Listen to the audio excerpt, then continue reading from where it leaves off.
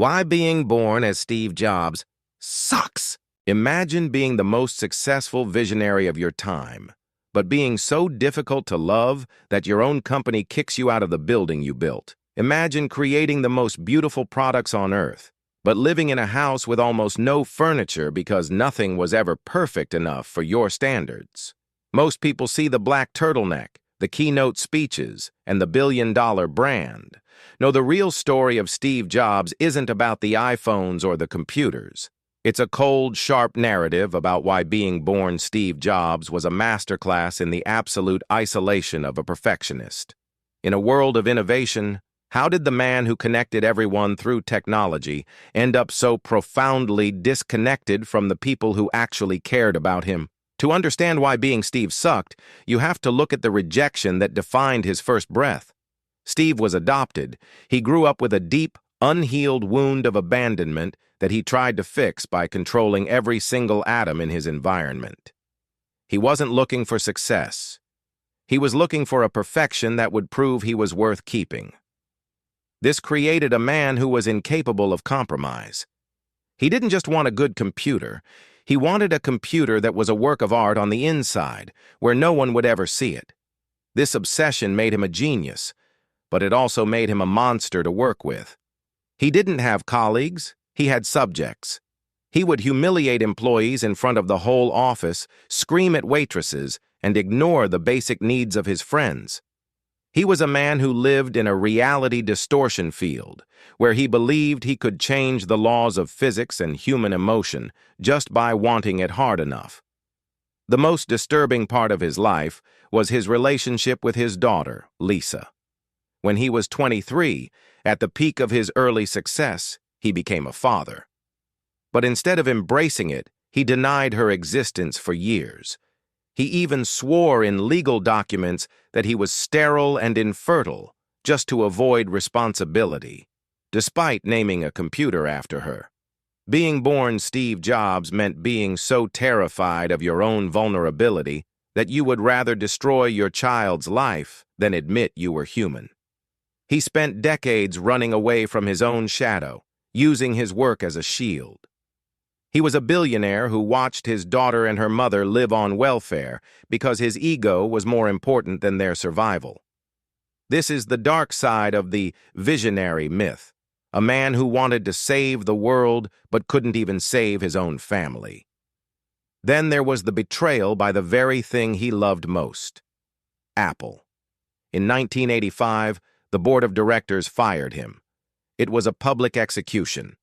The man who had revolutionized the industry was suddenly a nobody in his own kingdom.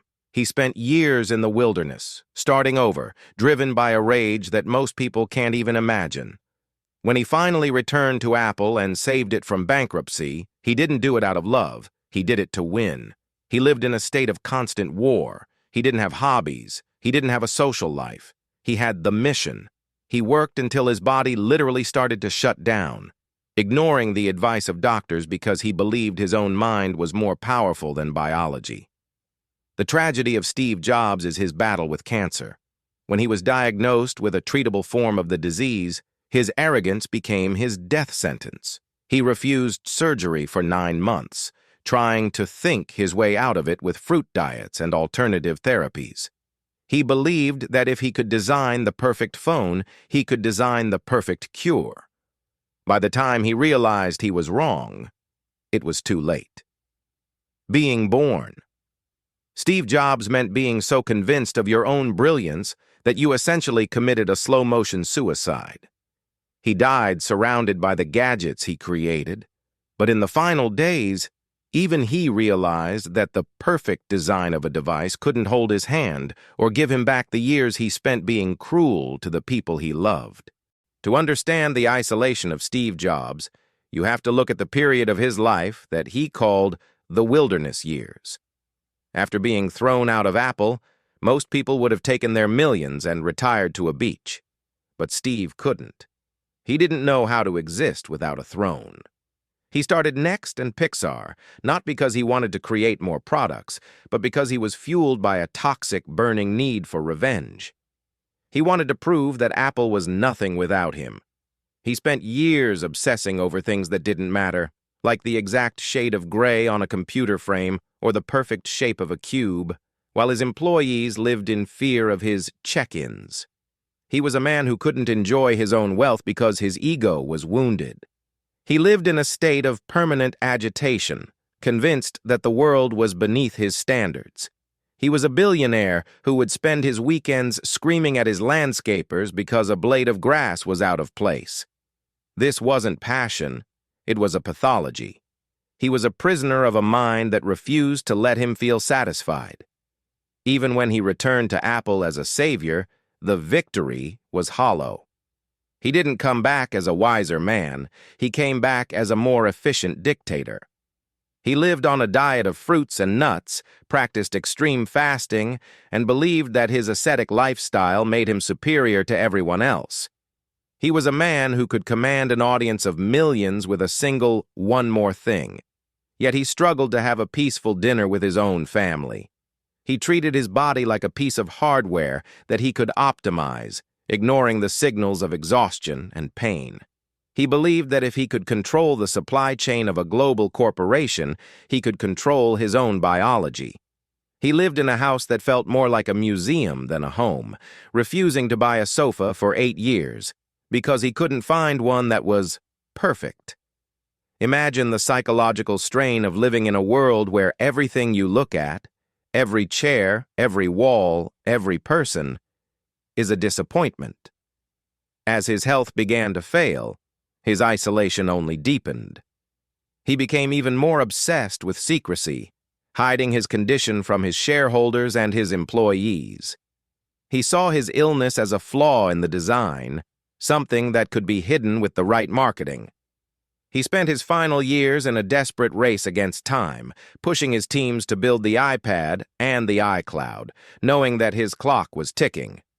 But even in those moments, he couldn't turn off the beast inside. He was known to be cruel to nurses in the hospital, criticizing the design of their oxygen masks while he was struggling to breathe. He was a man who was literally dying, yet he was still more concerned with the aesthetics of the room than the humanity of the people trying to save him. He had spent his life building a wall of technology between himself and the rest of the world, and as he grew weaker, that wall became his tomb. He was a man who had more influence over the way we live than almost any person in history, yet he had no peace. He was the architect of our digital age, the man who gave us the tools to connect with anyone, anywhere, at any time. But in the process, he became the most disconnected person on the planet. He was a visionary who could see 100 years into the future, but couldn't see the damage he was doing to the people standing right in front of him. He lived a life of extreme focus, but that focus acted like a laser. It illuminated his goals, but it burned everything else to the ground. He was the ultimate proof that you can be a genius and a legend, but if you don't have empathy, you are just a very expensive machine. He was a man who died at 56, at the absolute height of his power, leaving behind a world that used his tools every second of the day, yet felt like they didn't know him at all. He was the ultimate architect of the modern world, but he died a prisoner of his own impossible standards. He proved that you can change the world, but if you don't change your heart, you end up alone in a beautiful empty room. Next time you hold an iPhone, remember the man who was so obsessed with the curves of the glass that he forgot how to be kind. He gave us the future, but he never learned how to live in the present. He was a god of technology, but a ghost of a man.